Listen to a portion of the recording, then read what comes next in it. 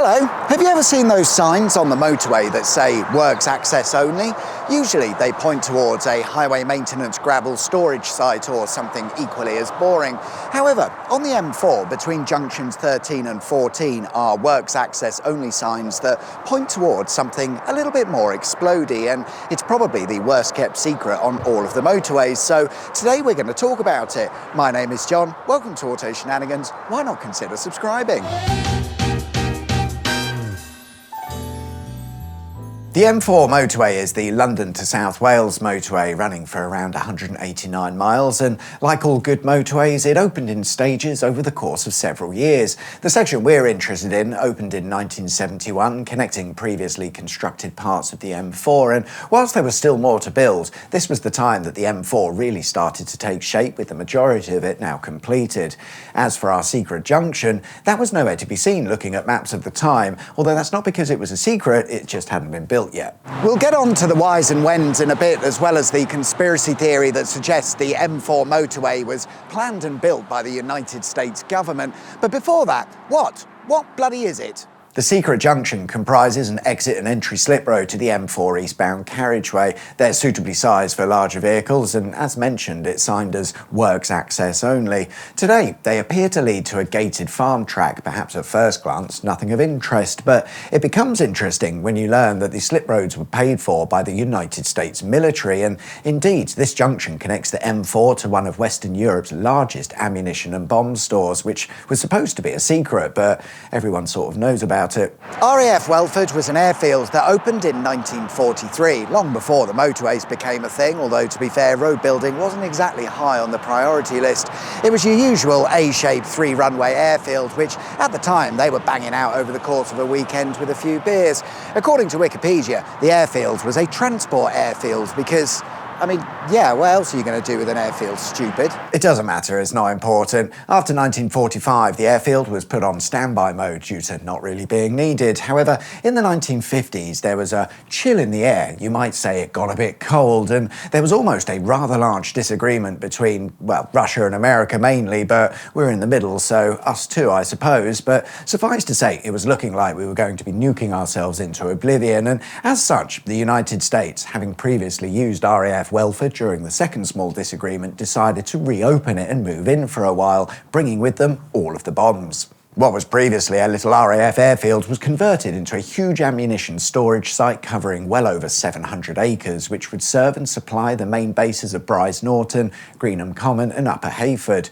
Should it be required, the ammunition or bombs would be delivered from Welford to those bases, then strapped onto or into a plane before being sent off to rain down a fiery death on whoever they like. There are rumours that the US were storing a large amount of their nuclear capabilities at Welford, but without anyone's knowledge.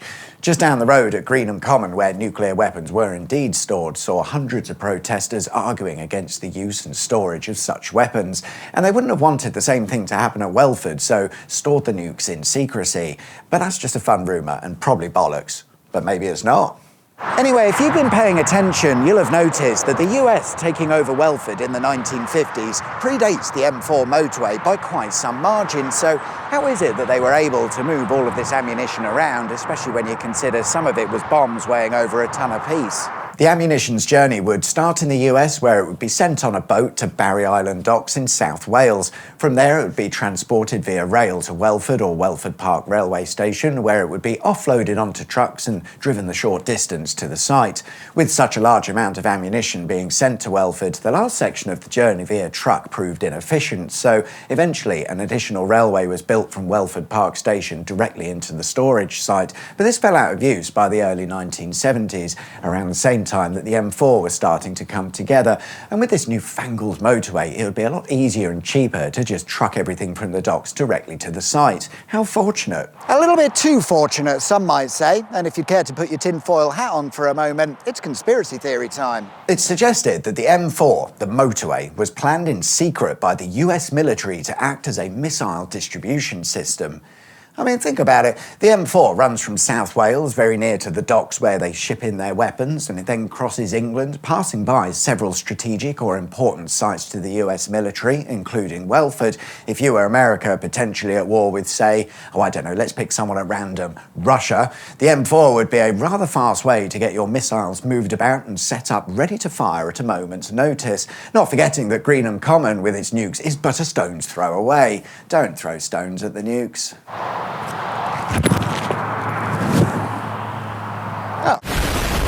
To be fair, there's an ounce of truth in it. Welford does act as the central distribution point when it comes to going to war, something America seemed to have been doing a lot as of late. And indeed, at the height of the cold disagreement in 1982, they added the not-so-secret junction to the M4 to facilitate the easy loading and transportation of bigger bombs and missiles. Fun fact, at the time, the junction cost around £377,000, which, adjusted for inflation, is £1.3 million, which is a lot for a couple of slip roads, but probably only enough for a few boxes of grenades, but in any case, it was all funded by the US military.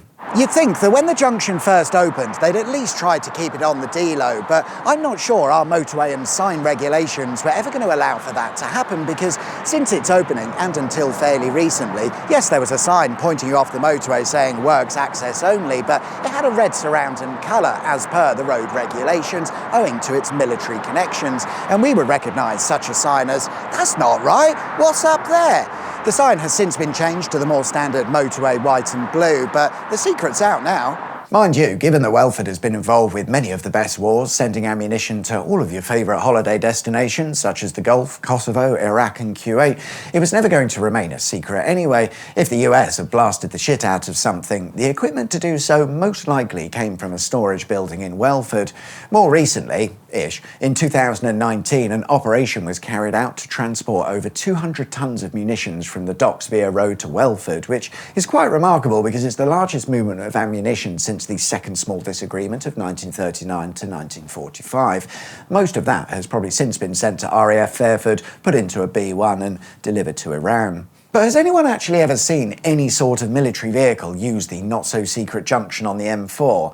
It's been around for quite some time now, and considering the vast amount of product being sent to the site, I'd have expected to see at least something in the 40-odd years the not-so-secret junction has existed, but no, nothing. And that might be because I've been looking out for the wrong type of vehicle. We're not going to see dark green trucks with missiles on the back or Humvees full of alpha males going hoorah, and instead we should look for plain white trucks or possibly trucks branded as CTS Logistics. These ordinary trucks attract little to no attention despite carrying enough explosives to destroy most of southern England, and if anything's using the M4 junction, it's those. But have you seen anything of interest? Let us know in the comments. Actually, having just filmed and recorded that last bit, it turns out for the first time in, I don't know how many years, I have finally seen something use the secret military junction, and indeed it was CTS Logistics bringing some of their trucks in. That was unexpected and unscripted. So sort of ruined that last bit, but never mind. Whatever the situation, with current world events spiralling out of control, I'd wager that the M4 secret junction will now be more active than ever before, although it's probably time we accept it's not a secret. At this point, we should put up a sign saying bomb store this way. We all know what's going on. Shit, it's the feds. Thanks very much for watching. Like and subscribe if you haven't already, and assuming they don't catch me, I'll see you guys next time. Take care, get down.